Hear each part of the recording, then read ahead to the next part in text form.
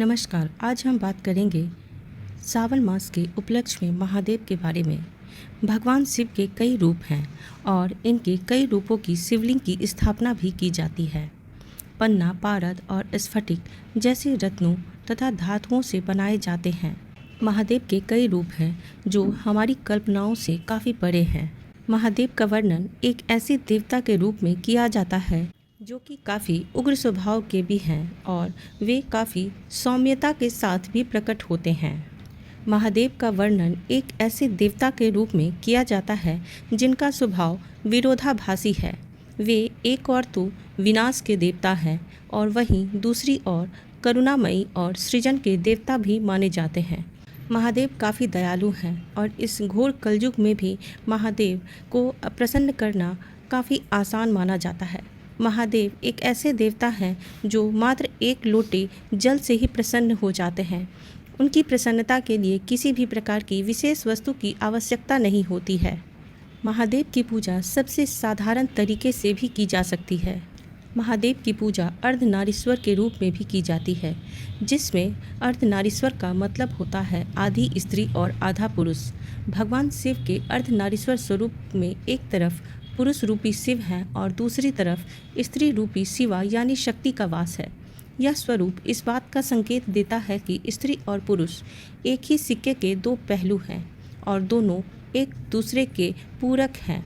इसमें से पुरुष सिद्धांत और ब्रह्मांड की निष्क्रिय शक्ति है, जबकि प्रकृति स्त्री सक्रिय शक्ति है। दोनों एक साथ मिलकर ही सृष्टि का निर्माण कर सकते हैं और हमारे सनातन धर्म में, हमारे शास्त्रों में इस प्रकार से दिया गया है कि इन्हीं अर्धनारीश्वर के स्वरूप के चलते ही संपूर्ण संसार में स्त्री और पुरुष की उत्पत्ति हुई है। इस सिद्धांत के मिलन को सभी सृष्टि की जड़ और गर्भ के रूप में प्रतिष्ठित किया गया है। एक अन्य दृष्टिकोण यह है कि अर्धनारीश्वर शिव की सर्वव्यापी प्रकृति का ही प्रतीक है। दाहिना भाग मुख्यतः पुरुष का होता है और वाम भाग यानी कि बायां अंश मुख्यतः स्त्री शक्ति का प्रतिनिधित्व करता है। हमारे सनातन धर्म में शिव महापुराण के अनुसार एकमात्र भगवान शिव ही ब्रह्म रूप होने के कारण साकार और निराकार कहे गए हैं। इस प्रकार से भगवान शिव ही एकमात्र ऐसे देवता हैं जो सकल और निष्कल दोनों ही रूपों में स्थित हैं।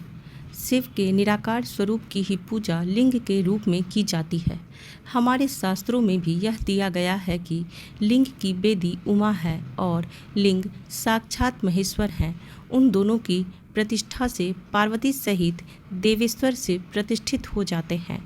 शिवलिंग के मूल में ब्रह्मा, मध्य भाग में भगवान विष्णु और अग्रभाग में रुद्र मूर्ति वरण्य शिव का निवास करते हैं। अतः यदि कोई शिवलिंग की स्थापना और पूजा करता है तो वह सभी देवताओं का पूज्य तथा शिवजी के प्रधान गण्य माना जाता है। इस प्रकार की चर्चा लिंग पुराण में मिलती है। स्कंद पुराण की माने तो शून्य, आकाश, अनंत ब्रह्मांड और निराकार परम पुरुष को प्रतीक होने से इसे लिंग कहा गया है। स्कंद पुराण में कहा है कि आकाश स्वयं में ही एक लिंग है। शिवलिंग वातावरण सहित घूमती धरती तथा सारे अनंत ब्रह्मांड की एक धुरी ही लिंग है और महादेव इन विभिन्न लिंगों में पूजे जाते हैं, जिनमें से एक है देवलिंग। जिन शिवलिंगों को देवताओं या अन्य प्राणियों ने स्थापित किया हो उसे देवलिंग कहते हैं। उसी प्रकार से असुर लिंग की भी स्थापना की जाती है। जिन शिवलिंगों की पूजा असुर करते हैं उन्हें असुर लिंग कहते हैं। अर्शलिंग प्राचीन काल में अगस्त्य मुनि जैसे संतों ने जो शिवलिंग की स्थापना की है उसे अर्शलिंग कहते हैं। पन्ना शिवलिंग पन्ना शिवलिंग हरे रंग की पन्ने नामक कीमती रत्न से बना हुआ शिवलिंग होता है। मान्यता है कि पन्ना शिवलिंग मंदिरों और पूजा कक्षों में रखने पर काफ़ी शुभ माना जाता है। पन्ना शिवलिंग की महत्ता को समझने के लिए यह बात बताई जाती है कि ज्ञानवापी मस्जिद के तहखाने में भी पन्ना की शिवलिंग ही मिली थी। काशी विश्वनाथ मंदिर में पूर्व महंत डॉक्टर कुलपति तिवारी के मुताबिक उनके परिवार के नारायण भट्ट ने ही वह पन्ने की शिवलिंग स्थापित कराया था। वहीं राजा मोतीचंद द्वारा लिखी गई किताब काशी का इतिहास में भी पन्ना शिवलिंग के बारे में चर्चा की गई है। इसके अनुसार तो दक्षिण भारत के महाराजा राजेंद्र चोल ने पूर्वी एशिया से एक पन्ने का शिवलिंग नागपट्टनम के पास स्थित त्यागराज स्वामी मंदिर को दान किया था। सिंधिया परिवार ने भी अपनी बायोग्राफी में पन्ने की शिवलिंग के बारे में चर्चा की है। उनके मुताबिक 30 साल पहले इस पन्ने की कीमत करीब 1 मिलियन पाउंड यानी करीब 5 करोड़ रुपए थी। आज यह पन्ना रत्न बेशकीमती है क्योंकि यह पन्ना 350 साल पुराना है। वहीं अब हम बात करें पारद शिवलिंग के बारे में तो पारा और चांदी के मिश्रण से बना शिवलिंग पारद शिवलिंग कहलाता है। पारद शिवलिंग को बनाने के लिए पारा, चांदी और जड़ी बूटियों को मिलाया जाता है। सनातन धर्म के अनुसार मान्यता है कि महादेव को पारा काफ़ी प्रिय है। पारद शिवलिंग को घर में स्थापित करना काफ़ी शुभ माना जाता है। ऐसे माना जाता है कि इससे सकारात्मक ऊर्जा उत्पन्न होती है और नकारात्मक ऊर्जा घर से हट जाती है। ग्रहों की स्थिति को मजबूत करने के लिए और ग्रह दोष को दूर करने के लिए पारद शिवलिंग की पूजा का भी विधान माना जाता है। उपासक अपनी सफलता, स्वास्थ्य और शुभकामनाओं के लिए पारद शिवलिंग की पूजा भी करते हैं तथा मनचाहा वरदान के लिए भी पारद शिवलिंग की पूजा की जाती है। घर में शांति बढ़ाने के लिए और अनंत पुण्य की प्राप्ति के लिए, वैभव लक्ष्मी बने रहने के लिए भी घर में पारद शिवलिंग को स्थापित किया जाता है। स्फटिक की शिवलिंग एक विशेष प्रकार की शिवलिंग होती है जो स्फटिक या क्वार्ट्ज क्रिस्टल से बनाई जाती है। यह शिवलिंग शुद्धता और सकारात्मकता का प्रतीक माना जाता है। यह स्फटिक को अत्यंत शुद्ध और सकारात्मक ऊर्जा का स्रोत माना जाता है। इसका शिवलिंग घर में रखने से सकारात्मक ऊर्जा का प्रवाह बना रहता है और नकारात्मक ऊर्जा पूर्णतः समाप्त हो जाती है। धन और समृद्धि के लिए भी स्फटिक की शिवलिंग की स्थापना घर में की जाती है। मान्यता है कि स्फटिक शिवलिंग की पूजा करने से मन की शांति बनी रहती है और स्थिरता भी उत्पन्न रहती है।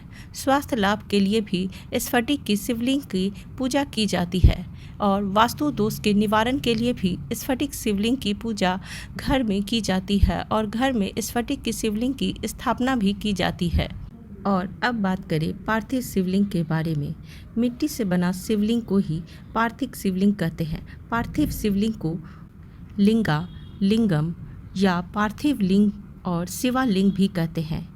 हिंदू भगवान शिव की प्रतिमा विहीन चिन्ह होने के कारण इसे शिवलिंग कहा जाता है। पार्थिव शिवलिंग की पूजा से शुद्धता और सकारात्मकता का प्रतीक मिलता है। साथ ही यह भक्त का भगवान के प्रति समर्पण भी दिखलाता है। पार्थिव शिवलिंग बना करके पूजा करना यह आपके मन की श्रद्धा को दर्शाता है और आपके दृढ़ निश्चय को भी उजागर करता है। पार्थिव शिवलिंग बनाते समय हम मिट्टी का प्रयोग करते हैं। मिट्टी से ही हम महादेव को रूप देते हैं लिंग के रूप में और उसके बाद उसकी पूजा करते हैं। मिट्टी से बने शिवलिंग हमें यह दर्शाता है कि संपूर्ण ब्रह्मांड में शिव समाहित है और इसीलिए हमें कहीं अन्यथा जाने की जरूरत नहीं है। महादेव सभी जगह विद्यमान है, इसीलिए उनकी पूजा हमें कहीं भी कर सकते हैं। पार्थिव शिवलिंग बनाने के लिए किसी भी साफ और स्वच्छ स्थान की मिट्टी का प्रयोग किया जा सकता है। मुख्यतः उस मिट्टी में किसी भी प्रकार की कंकड़ नहीं होनी चाहिए। वह मिट्टी साफ सुथरी होनी चाहिए। उसके बाद उस मिट्टी में हम गंगाजल मिलाकर के महादेव के लिंग का रूप बना सकते हैं। शिवलिंग बनाते समय हमें महादेव का ध्यान करके उत्तरमुखी या पूर्वमुखी होकर के लिंग बना करके उसकी स्थापना करनी चाहिए। पार्थिव शिवलिंग की ऊंचाई 12 उंगली से ज़्यादा नहीं होनी चाहिए। इससे ज़्यादा ऊंचा होने पर पूजा का पूर्णतः लाभ नहीं प्राप्त होता है। पार्थिव शिवलिंग की पूजा के लिए पवित्र मिट्टी, पंचामृत, वस्त्र, यज्ञोपवीत यानी जनेऊ, चंदन, रोली, अक्षत, फूल, बेलपात, दीप, निवेद्य, फल, गाय की घी और कपूर जैसी चीज़ों की ज़रूरत हमें पूजा के दौरान पड़ती है। शिवलिंग पर प्रसाद चढ़ाना चाहिए, लेकिन जो प्रसाद शिवलिंग से छू जाए उसे कभी भी खाना नहीं चाहिए। अब जानते हैं कि इसके पीछे का कारण क्या है। शिव पुराण की माने तो भगवान शिव के मुख से चंडेश्वर नाम का गण प्रकट हुआ था। चंडेश्वर को भूत प्रेतों का प्रधान माना जाता है। मान्यता है कि शिवलिंग पर चढ़ाया गया प्रसाद चंडेश्वर का होता है, इसलिए शिवलिंग पर चढ़ाया गया प्रसाद खाने को भूत प्रेतों का भोजन ग्रहण करना भी माना जाता है। इसी वजह से शिवलिंग पर चढ़ाया गया प्रसाद वर्जित है। धर्म ग्रंथों के मुताबिक मिट्टी, पत्थर और चीनी मिट्टी से बने शिवलिंग पर चढ़ाया गया प्रसाद कभी भी खाना नहीं चाहिए। सावन सोमवार में जो लोग मिट्टी की पार्थिव शिवलिंग बना करके पूजा करते हैं, वो भी शिवलिंग पर चढ़ाए गए प्रसाद न ग्रहण करें और न ही जल में प्रवाहित करें। मान्यता है कि शिवलिंग का आकार ऐसा होता है कि वह हमारे ब्रह्मांड का प्रतीक है, और चूंकि यह ब्रह्मांड का प्रतीक है, इसीलिए ब्रह्मांडीय ऊर्जा को अपनी ओर खींचता है। और जब हम शिवलिंग का निर्माण करते हैं और वेद मंत्रों से पूजा पाठ करते हैं, तो वह ब्रह्मांडीय ऊर्जा उस शिवलिंग में समाहित हो जाती है। उसके बाद जब हम किसी भी विशेष प्रकार की जल या किसी भी प्रकार की प्रसाद उस पर अर्पित करते हैं, तो उसमें उस ब्रह्मांडीय ऊर्जा की कुछ अंश आ जाते हैं जो हम अपने शरीर में ग्रहण नहीं कर सकते, क्योंकि उतनी क्षमता हमारे शरीर में है ही नहीं जो हम उस प्रसाद या जल को ग्रहण कर सकें। इसीलिए हम कुछ छींटे अपने शरीर पर डालते हैं और घर में भी कुछ छींटे देते हैं जो शिवलिंग पर से उतरे हुए जल रहते हैं उनका, ताकि हमारा घर शुद्ध हो जाए और हमारा शरीर भी सकारात्मक ऊर्जा से भर जाए। प्राचीन सभ्यता के अनुसार शहर मेसोपोटामिया और बेबीलोन में भी शिवलिंग की पूजा के अनेकों सबूत मिले हैं। इसके अलावा मोहनजोदड़ो और हड़प्पा संस्कृति में भी शिवलिंग की पूजा के हमें पुख्ता अवशेष मिले हैं। सभ्यता के आरंभ में मनुष्य मुख्यतः प्रकृति पर और पशुओं पर निर्भर रहते थे, और उस काल में महादेव की पूजा पशुपति के रूप में की गई, जिसमें एक पत्थर पर 3 मुख वाले एक पुरुष को दिखलाया जाता है जिसके आसपास कई पशु हैं। इस भगवान शिव को पशुपति का रूप ही माना जाता है और शिवलिंग में भी इनकी पूजा की जाती है। अब हम बात करते हैं ज्योतिर्लिंग के बारे में। ज्योतिर्लिंग हमेशा स्वयंभू होते हैं और अपने आप ही प्रकट होते हैं। वहीं शिवलिंग मानव द्वारा निर्मित होता है। मुख्यतः भारत देश में 12 ज्योतिर्लिंग हैं जो अलग अलग हिस्सों में स्थापित हैं। मान्यता है कि ज्योतिर्लिंग के दर्शन करने से महादेव की विशेष कृपा प्राप्त होती है और सभी तरह के पाप भी मिट जाते हैं। शिवलिंग की पूजा करने से घर में सुख समृद्धि बनी रहती है और परिवार पर महादेव की कृपा बनी रहती है। ऐसी मान्यता है कि एक बार ब्रह्मा जी और विष्णु जी के सामने में एक विशाल अग्नि स्तंभ अवतरित हो गया था और सैकड़ों ऊर्जा से विद्यमान यह स्तंभ चारों तरफ अपनी प्रकाश बिखेर रहा था और इसमें से स्वतः ही ओम की ध्वनि उत्पन्न हो रही थी जो मंत्रमुग्ध कर दे रही थी। ब्रह्मदेव ने इस रहस्यमयी स्तंभ की खोज के लिए स्तंभ की ऊपरी सीढ़ी खोजने के लिए एक हंस का रूप धारण किया और नीले आकाश में काफ़ी ऊंचाई तक उड़ गए। वहीं विष्णु देव इस स्तंभ की बुनियाद या आधार को ढूंढने के लिए वाराह रूप धारण किया और ब्रह्मांड की गहराई में उतर गए, लेकिन उन दोनों को न ही ओर मिला और न ही छोर, क्योंकि यह विराट स्तंभ कोई और नहीं बल्कि स्वयं महादेव ही थे जो अपनी माया का उपयोग करके दोनों देव को भ्रमित कर रहे थे। और कई युगों के बाद जब ब्रह्मदेव और विष्णुदेव उस असीमित ब्रह्मांड की ऊर्जा से सम्मिलित उस पिंड के पास पहुँचे तो विष्णुदेव ने सत्यता की सहारा लेकर के कहा कि वे उस पिंड का छोर नहीं जान पाए। ब्रह्मदेव भी इस पिंड का आरंभ नहीं जान पाए थे। उसके बाद ब्रह्मदेव और विष्णुदेव वे दोनों ही इस पिंड की पूजा आराधना करने लगे। उसके बाद महादेव ने पिंड से एक ज्योति के रूप में प्रकट होकर के उन दोनों को दर्शन दिया।